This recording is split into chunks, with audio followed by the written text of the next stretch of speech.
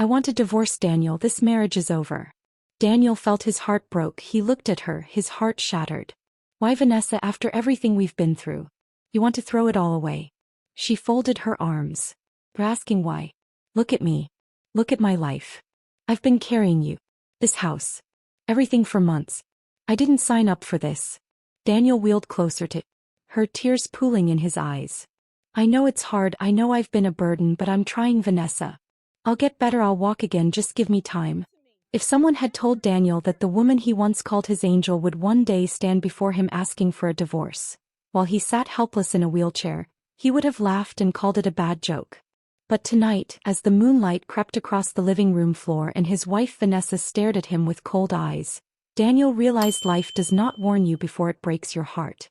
Once upon a time, in a quiet neighborhood filled with blooming flowers and warm evening breezes, lived a couple whose love story everyone admired, Daniel and Vanessa. Daniel was known for his generosity, kindness, and unwavering dedication to his family. Vanessa was beautiful, soft-spoken, graceful, and the kind of woman who turned heads without trying. Their home was always full of laughter, especially with their little daughter Leah, whose giggles filled every corner like sunshine. Every evening after Leah drifted off to sleep, Daniel and Vanessa would sit in the living room talking for hours about life, dreams, their daughter's future, and how blessed they felt to have one another. Daniel often held Vanessa's hand and whispered, "I don't know what I did to deserve you." And she would smile back, saying, "You're the best thing that ever happened to me." People envied their bond. Some whispered that Vanessa had struck gold by marrying a wealthy man like Daniel. But Vanessa brushed off such comments, believing love was the real treasure in her home. One bright afternoon, Vanessa met up with her friends Anita and Bella at a small cafe. The three women laughed loudly, sipping drinks under the warm Lagos sun. But as usual, the conversation shifted to things that made Vanessa uncomfortable.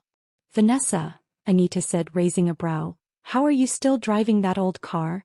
With a husband as wealthy as Daniel? My sister, you're managing too much." Bella chuckled, swirling her drink. "If you don't spend his money, another woman will gladly help you." Vanessa rolled her eyes playfully. "You people will not kill me. That car takes me where I need to go. Besides, Daniel and I don't care about flashy things." The two friends exchanged looks and leaned in. "Are you sure?" Anita asked. "Because Lagos girls don't sleep. While you're there managing, someone else is planning to snatch your man." Bella placed a hand on Vanessa's arm. "My dear, open your eyes. Know your worth." Vanessa laughed, but their words sank deep like tiny hooks tugging at her insecurities. She didn't want to admit it, but something inside her shifted. A small voice, quiet but persistent, whispered, "What if they're right?" When she returned home that evening, Daniel immediately sensed something was off. "Hi, love," he said, drawing her into a hug. "You look worried. What happened?" "It's nothing," she said quickly, forcing a smile. But throughout dinner she barely spoke. She excused herself early, leaving Daniel staring at the empty chair beside him, wondering what could have changed in just one afternoon. Meanwhile, in Bella's tiny apartment across town, she and Anita laughed triumphantly. "She'll soon start questioning everything," Anita said. Bella raised her glass. "Let the doubts begin." They had no idea how deep the seed they planted would grow. Days later, disaster struck. Vanessa received a call from an unknown number. The voice on the other end was urgent and trembling. "Is this Mrs. Vanessa?" "Yes, who is this?" "Your husband has been in an accident. Come to the hospital immediately." The bowl she was holding crashed to the floor. Her heart pounded wildly as she grabbed little Leah and rushed out of the house. When she arrived at the hospital and saw Daniel unconscious on a stretcher, bruised and broken, she felt the world collapse around her. The days became nights, nights became weeks. Finally, Daniel opened his eyes, but the news was devastating. He had suffered severe spinal injuries. He might never walk again. Vanessa's heart shattered. She tried to be strong, but something inside her cracked. Back at home, Daniel, once vibrant and full of life, was confined to a wheelchair. He could no longer lift Leah into his arms, no longer fix things around the house, no longer walk beside Vanessa. He depended on her for nearly everything. Vanessa did her best, but the weight of caring for a disabled husband and a child began to crush her. She washed him, fed him, bathed him, carried him, cleaned up after him. Every day felt heavier than the last. Then came another blow. Daniel received a letter. He had been laid off. The company claimed they couldn't keep him due to his condition. Daniel stared at the letter for almost an hour before whispering, "I gave them everything." His best friend Calvin visited that evening.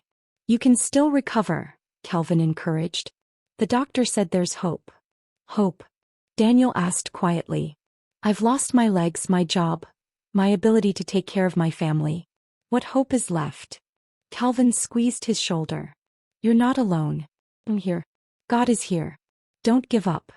But Daniel saw the exhaustion in Vanessa's eyes every day and feared he was slowly losing her. Meanwhile, Anita and Bella saw their opportunity. One evening, Vanessa met them at a lounge. Her face was tired, her shoulders drooped like someone carrying boulders. "Vanessa, what's going on?" Anita asked. "You look drained." "I'm tired," Vanessa whispered. "All I do is push Daniel around, bathe him, feed him, carry everything in the house. I feel like a slave." Bella widened her eyes dramatically. "What? Why are you killing yourself? Doesn't he have siblings?" "They called only once," Vanessa said bitterly. "They disappeared after that." "You see." Anita leaned forward. "This is why you must think of yourself. You're young, beautiful, smart. Don't waste your life like this. That man's chapter is over." Bella nodded eagerly. "Didn't Daniel give you money before the accident? Use it to make your life sweet. You deserve better." "I've been thinking of starting a business," Vanessa said. "Forget business." Anita cut in. "Use the money to buy a luxury car. Money attracts money. Big men will notice you. You'll attract someone who can take care of you." Vanessa hesitated, but their words wrapped around her like chains. That night she couldn't sleep. Am I wasting my life? Is this all there is for me? 3 days later, social media exploded. Vanessa had purchased a brand new luxury car. Caption read, "New beginnings. Big moves. God's grace." At Bella's apartment, she and Anita danced. She finally listened. Bella said, "But at home," Daniel stared at Vanessa in disbelief when she walked in holding the keys to the new car. "Where did you get the money?" he asked quietly. "It's my money," she snapped. "Or have you forgotten the money you gave me?" "That money. I gave it to you to invest. To build something for us." "Well, I built something for me." Their voices rose. Leah tugged at her mother's dress, crying, "Mommy, I'm hungry." Vanessa brushed her off, irritated. Daniel stared at her with pain in his eyes. "This is not the woman I married." But she ignored him. Soon after, Bella and Anita introduced her to a wealthy man named Victor, a smooth-talking charmer who made Vanessa feel alive again. He praised her beauty, made her laugh, made her forget the weight waiting for her at home. One evening at a bar, Victor held her hand. "You deserve better, Vanessa." Before she could reply, someone called her name. It was Calvin, Daniel's closest friend. "What are you doing here?" Calvin demanded. "I came to relax." "Is that a crime? With another man while your husband is suffering at home?" Vanessa bristled with anger and guilt. "Whatever I do with my life is my business." "You vowed to stand by him," Calvin said quietly. "Or have you forgotten?" "Don't preach to me," she snapped and stormed out.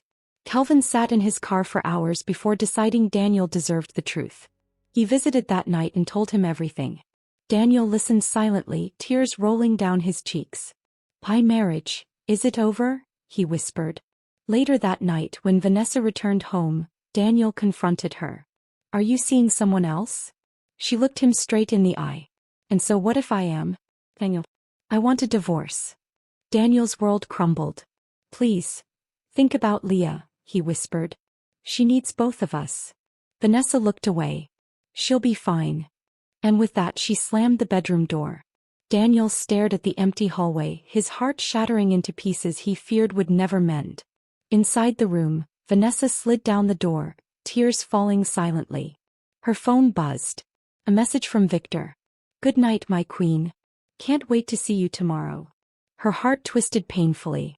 Outside, Daniel wondered if he had just lost everything. The woman he loved, the family he cherished, the life he once knew. And this was only the beginning. Daniel barely slept that night. Every time he closed his eyes, he saw Vanessa's expression, the cold certainty in her voice as she told him she wanted a divorce. A part of him kept hoping he had misunderstood her, that maybe she spoke from frustration, not finality. But the silence in the house told him the truth. She didn't come out of the room once and he didn't dare knock. Leah slept curled on the couch beside him, unaware of the storm swallowing her parents. He covered her gently with a blanket and stared at the dark ceiling as memories danced painfully across his mind. The laughter, the dreams, the promises they made when their world seemed unshakable. Now everything felt like ashes. Morning came slowly. Vanessa stepped out of the bedroom dressed sharply for the day, her perfume filling the hallway. She barely glanced at Daniel or Leah. "I'll be back later," she said flatly. She didn't wait for his response. The car keys jangled in her hand and soon the sound of the engine faded away. Daniel swallowed hard, blinking back tears.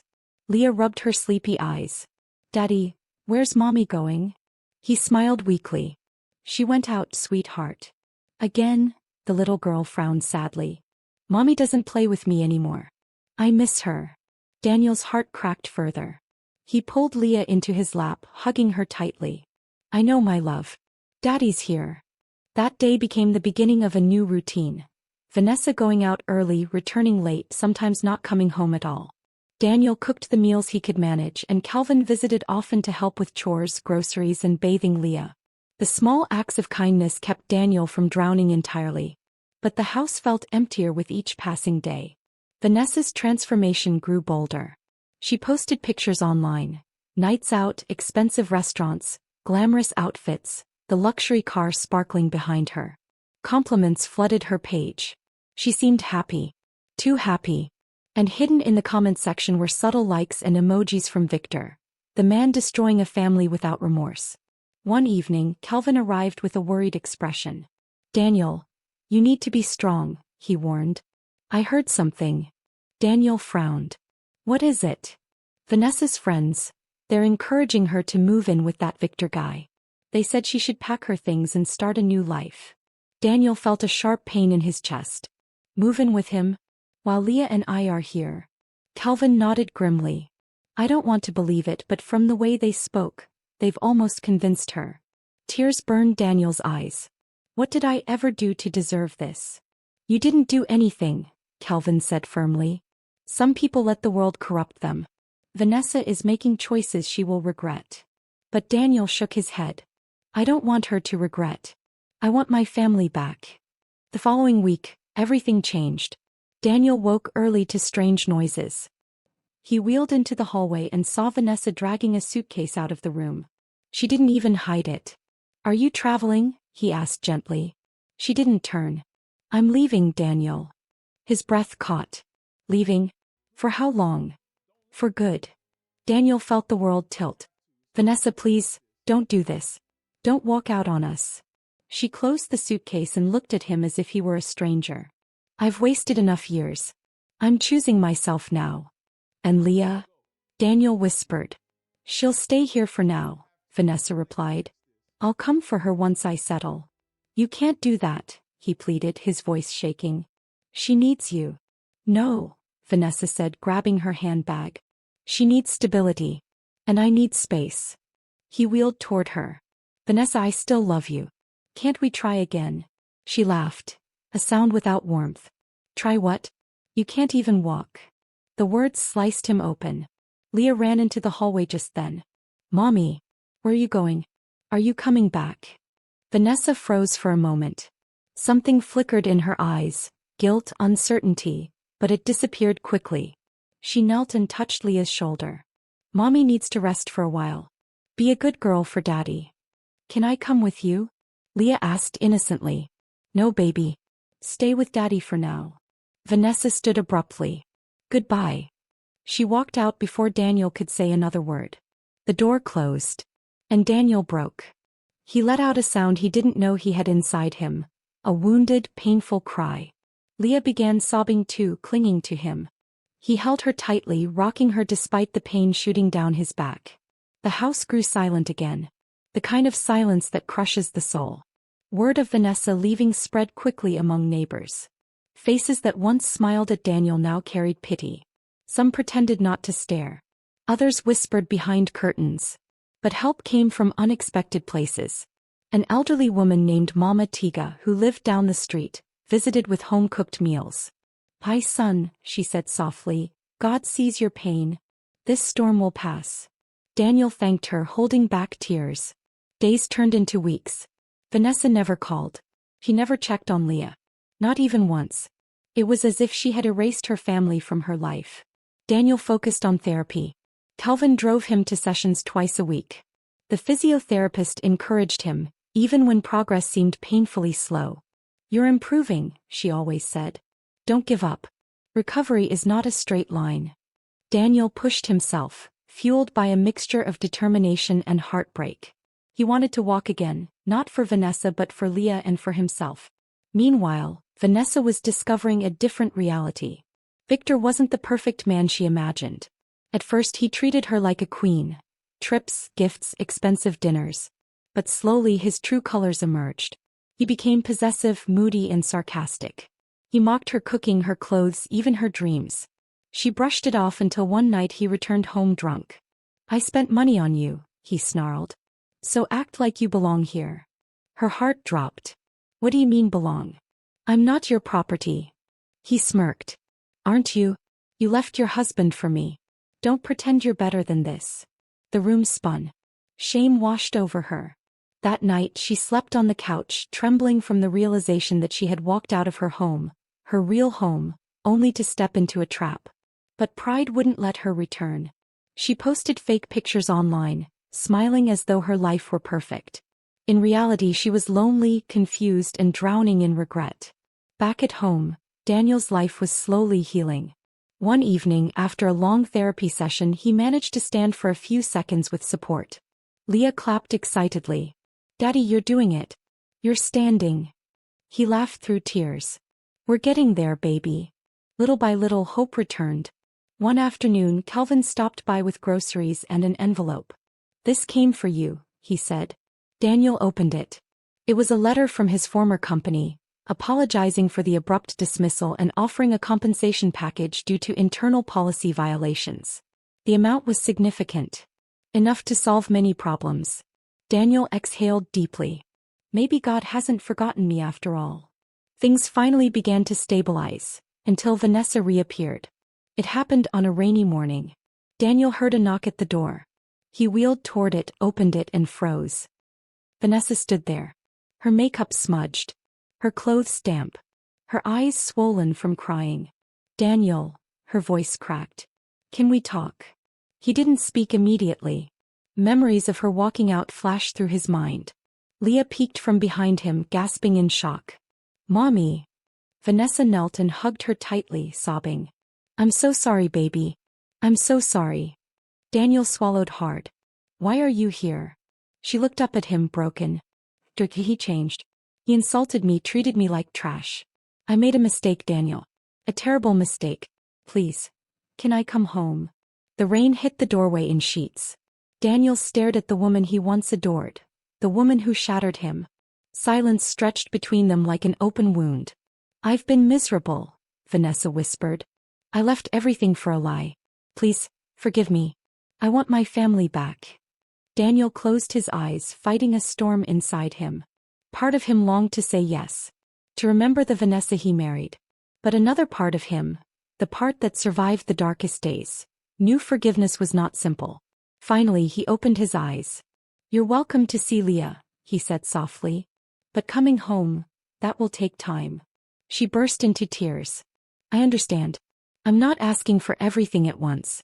Just a chance to fix what I broke." Daniel sighed deeply. "I won't shut the door on you.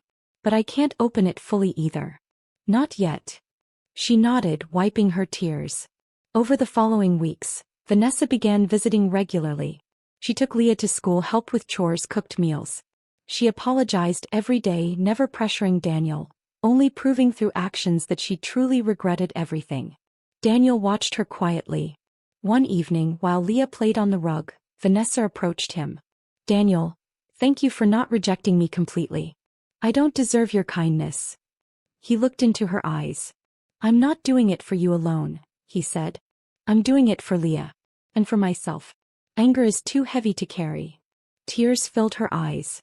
"Do you still love me?" He hesitated. Yes. But love is not the problem. Trust is. She nodded slowly. I'll earn it back. Even if it takes years. Time passed. Healing grew. Daniel progressed in therapy. Vanessa rebuilt her life, cutting ties with Anita, Bella, and Victor. She attended counseling. She became present, truly present, for the first time in months. Then came the day that changed everything. During one therapy session, the physiotherapist said, "Daniel, let's try something different today." With determination burning in his eyes, Daniel stood carefully, gripping the support rails. Then he took one step. Then another. Then another. Leah screamed joyfully. "Mommy! Daddy is walking!" Vanessa burst into tears, covering her mouth. Calvin, who had accompanied them, clapped loudly. Daniel's heart thudded with triumph. He was walking again. Not perfectly. Not fast. But walking. That night, back home, Vanessa prepared dinner while Daniel sat nearby. The warm light in the kitchen flickered softly. Leah hummed happily on the floor with her toys. Everything felt peaceful. After dinner, Vanessa approached Daniel hesitantly. "Daniel, may I ask something?" He nodded. "Is there hope for us?" He looked at her, really looked at her. The remorse, the humility, the transformation. Vanessa wasn't the same woman who walked out months ago. She was softer, wiser, broken in a way that made her human again. Daniel took a deep breath. "Yes," he whispered. "There is hope." She broke into tears, leaning gently into his shoulder. He didn't push her away. The first seed of forgiveness had fully taken root. Months later, they renewed their vows privately in their living room. No lavish ceremony, no guests, just them, repenting, restoring, rebuilding. "I choose you again, Daniel," Vanessa said, voice trembling. "Not because I deserve you, but because I want to spend the rest of my life repairing what I damaged." Daniel smiled through tears. "And I choose you, Vanessa. Because love is strongest when it survives the fire." Leah giggled and clapped, wrapping her little arms around both of them. Their family wasn't perfect. It wasn't the same as before. It was stronger. It was real. It was reborn from ashes. And Daniel knew that sometimes, the greatest miracles happen after the greatest heartbreaks.